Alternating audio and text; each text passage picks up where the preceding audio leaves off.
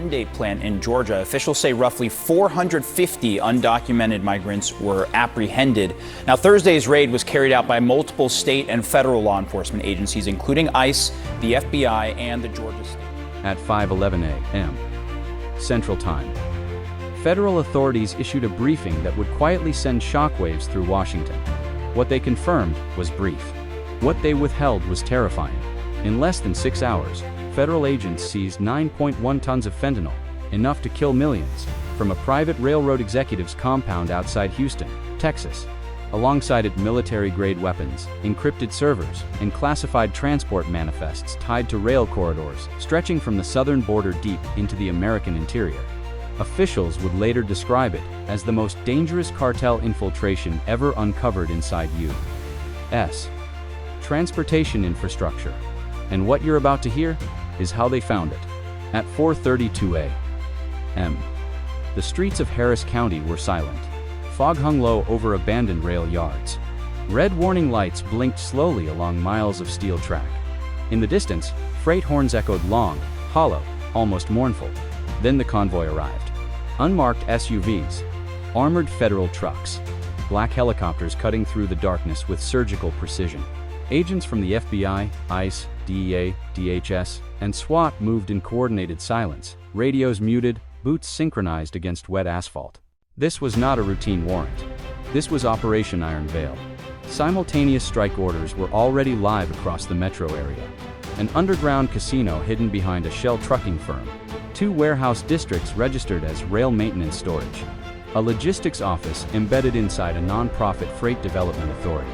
And finally, a sprawling, fortified estate owned by a respected railroad executive with decades of government contracts. Doors came down in seconds. Flashbangs shattered glass in silence. Agents moved room to room, rifles raised, shadows peeling off walls.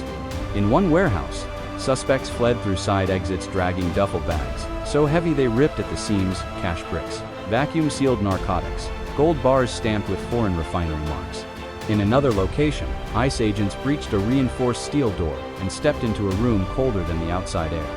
Floor-to-ceiling stacks of sealed crates, railway container labels, hazard placards forged to look legitimate. Inside, the crates compressed fentanyl bricks, each stamped with identical markings. Not ounces. Not kilos. Tons. By sunrise, preliminary counts crossed 9.1 tons, already eclipsing previous state records. But the drugs weren't the worst part. Behind a false wall, agents uncovered a locked steel vault. Inside, encrypted hard drives, satellite phones, paper ledgers wrapped in oilcloth, and a sealed black case bearing shipping codes reserved for federal transport exemptions. That's when command ordered the raid expanded. By 6:08 a.m., the compound raid began. The estate sat near an active rail interchange, secluded, gated, surrounded by trees and private security fencing. On paper, it belonged to Elliot Crane, a fictional railroad executive praised for modernizing American freight efficiency. In reality, it was a fortress. SWAT breached the outer gate while helicopters hovered overhead, rotors shaking the ground. Inside the main residence, agents encountered resistance. Not cartel foot soldiers. Not street-level guards. Former military contractors. Professionally trained. Disciplined. The firefight was brief but precise. When it ended, agents pushed deeper. Basement levels revealed reinforced rooms lined with servers. Railway schematics mapped in detail. Border crossings annotated with timestamps and patrol gaps. One wall-sized display showed rail corridors highlighted in red, stretching from South Texas ports, through Houston, and branching toward Chicago, Atlanta, and the East Coast. This wasn't smuggling. This was distribution architecture. And then came the discovery that froze the room. A lock terminal required 2-factor authentication, one biometric, and one encrypted authorization key tied to a state-level clearance profile. That key didn't belong to a trafficker. It belonged to a fictional senior Texas Transportation Authority official, a man with oversight power over rail inspections, safety exemptions, and federal coordination. At that moment, analysts realized this was not corruption. This was command-level collusion. By 8:41 a.m., everything seized was en route to a federal cyber forensics facility. Inside a secure lab, analysts began cracking the drives recovered from the compound. What emerged was a network so vast it required an entire wall to visualize. Nodes lit up, hundreds of them. Shell corporations, ghost logistics firms, fake rail maintenance companies, charitable foundations funding infrastructure development. Money flowed across borders in disguised increments: rail upgrades, green transport grants, emergency freight subsidies. The cartel behind it all was fictional, but unmistakably inspired by next-generation cartel syndicates, known for blending business, politics, and violence. At the center of the diagram was a single codename: Iron Veil Corp. Authorization logs showed commands issued from government-linked terminals, granting inspection bypasses, adjusting shipment windows, delaying patrols by minutes that turned into millions in profit. The Houston rail system hadn't been exploited. It had been reprogrammed. Analysts traced encrypted messages between cartel logistics coordinators and a high-ranking fictional state official, someone tasked with protecting infrastructure. Every approval signature matched, every route aligned, every seizure avoided until now. One analyst broke the silence in the room with a sentence that would later be repeated in closed briefings. "This isn't negligence. It's engineered treason." And the data showed something worse still. Iron Veil wasn't limited to Houston. Markers began appearing across the state. Border transfer yards, desert rail spurs, private inland ports, transit houses registered as crew rest facilities. The map kept expanding, and Command realized the next phase wouldn't be an arrest. It would be eradication. Before dawn the next day, a classified order went out. All agencies were greenlit. This would no longer be quiet. This would be statewide. And by the time the sun rose again, the underworld would learn what happens when a system built in shadows finally gets dragged into the light. At 3:57 a.m., inside a hardened command center outside Austin, a digital map filled an entire wall.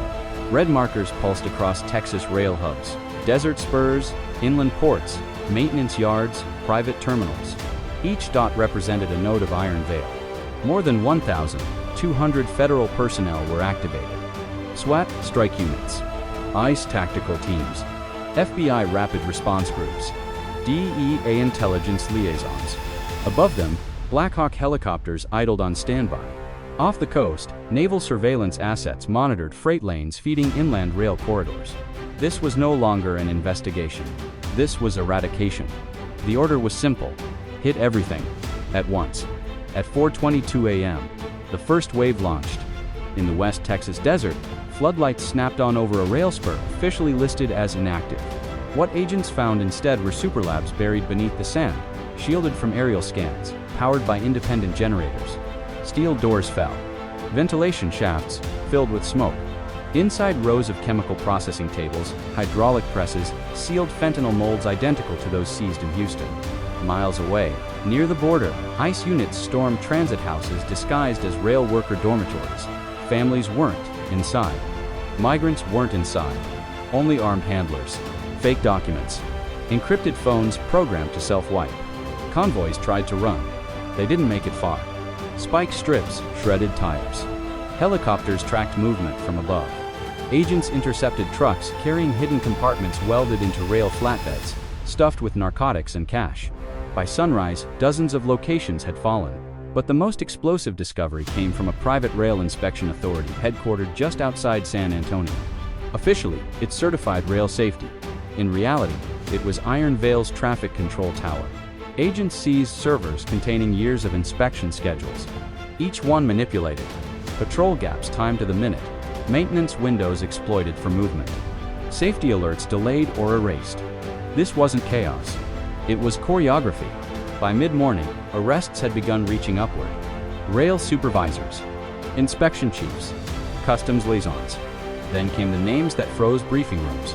Senior law enforcement planners, border oversight officials, judicial intermediaries paid to stall warrants. Some had been on cartel payroll for years. Others had been compromised quietly through leverage, debt, or ambition. Investigators replayed message logs, showing raid plans leaked hours before execution. Convoys rerouted seconds before interdiction. Evidence lost before it could be logged. One veteran agent stared at the screen and said nothing. His badge lay on the table in front of him. He'd worn it for 27 years. And now he realized the system he trusted had been running parallel enforcement, one that answered to the cartel. Arrests followed swiftly. Senior commanders were taken from offices. Others were detained at dawn in front of their families. Some tried to negotiate. None succeeded. As evidence stacked higher, analysts widened the scope. This wasn't just Texas. Shipping records linked Gulf ports, Midwest distribution yards, and East Coast rail interchanges. Iron Veil used legitimate trucking contractors, green energy freight grants, agricultural exemptions. Tons of narcotics moved weekly, hidden inside supply chains designed to look boring. No alarms. No alerts. Because the system had been redesigned to ignore itself. And then, analysts uncovered the final phase. A long-term plan. A permanent inland cartel headquarters disguised as a private rail development authority complete with political insulation, security contracts, and financial autonomy. Not a takeover by force. A takeover by bureaucracy. One analyst summarized it with a sentence that would never be spoken publicly. The system wasn't infiltrated. It was rebuilt around them. By the time federal authorities went public, the damage had already been done. Or, rather prevented. Over 9.1 tons of fentanyl seized. Hundreds of weapons removed. Dozens of officials arrested. Entire rail corridors shut down and rebuilt from scratch. But the cost was impossible to measure. Every brick of fentanyl represented lives that could have been erased. Families broken before they ever knew why. Communities hollowed out by addiction and silence. This wasn't a story about guns and raids. It was a story about power, about how violence isn't always loud. Sometimes it wears suits. Sometimes it signs approvals. Sometimes it only asks for people to look away. And when enough people do, democracy doesn't collapse. It rots quietly. Iron Veil was dismantled. But its lesson remains. Systems don't fail overnight.